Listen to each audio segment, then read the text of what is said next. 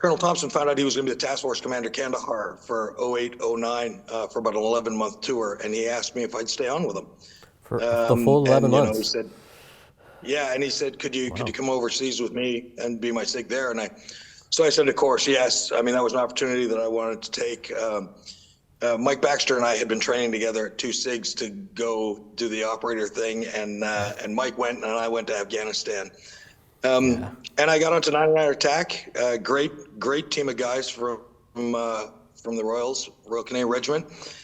We did 17,000 kilometers on the General's Lav. He did not like being CAF.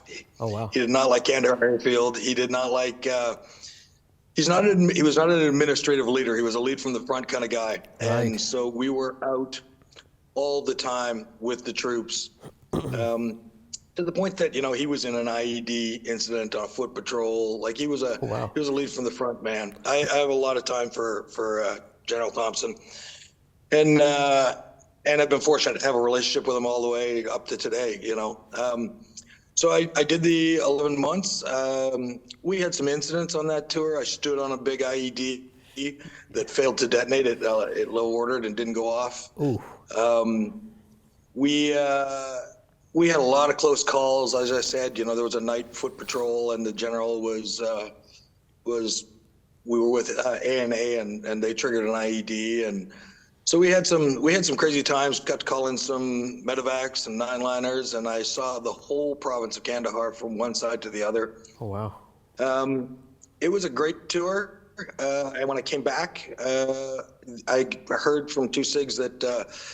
I had been, because I had applied to CSOR as a signaler now, and I got a chance to go sort of try out for them, and they took me, and I joined the regiment in 09, I believe. Okay. And and I was into CSOR as a I guess now it's a comm specialist, right? Right. It went from being a signaler to a SOSIG to communications specialist, and it was interesting because it was a new unit still. I mean, it was only 3 years old. You're still trying to build an airplane in flight, right? Yeah, and that is the operational tempo with CANSOF is unmatched anywhere else. And now standing up a new unit is just insane times. Like, what was it like dealing with these guys?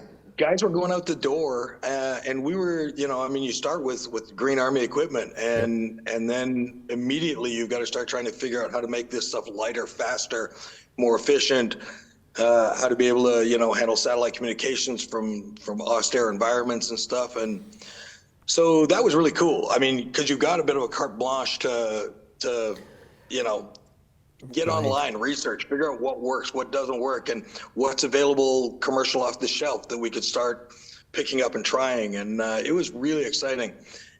I did a bunch of that. I did some cool courses. You do the course of fire. I got to go down to North Carolina and learn counter-terror driving, which is, the coolest course ever.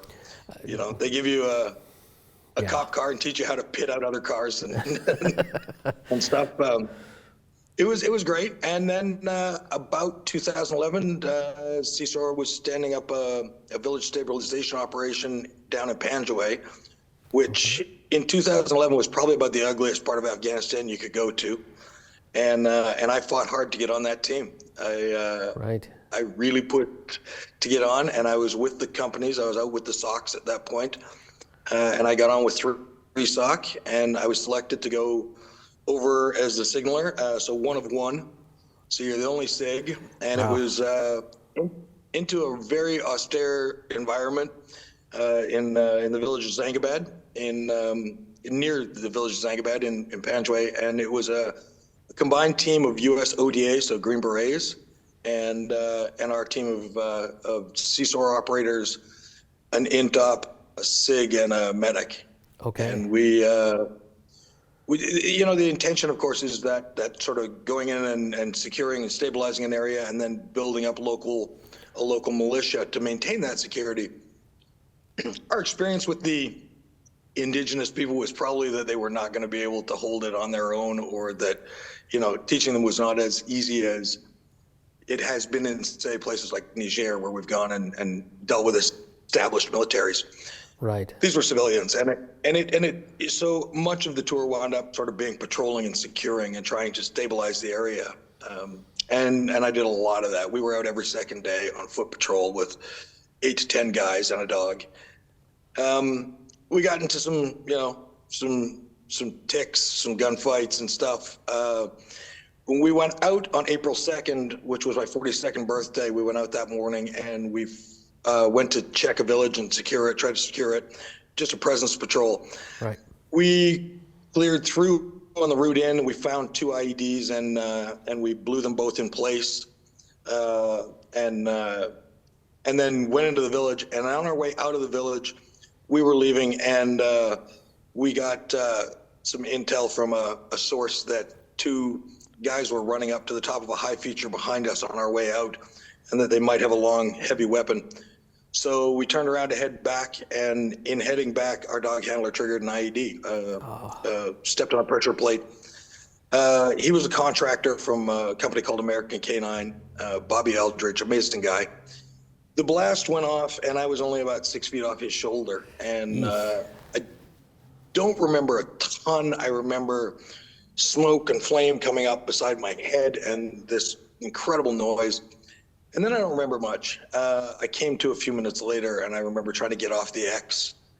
I had been blasted pretty good. I had a bunch of what they euphemistically refer to as biological shrapnel. So it's Right. rocks and other people's bones, unfortunately. And at the end of the day, they say you fall to your lowest level of training. Well, I don't know what my lowest level of training was, but I was just screaming and losing my mind.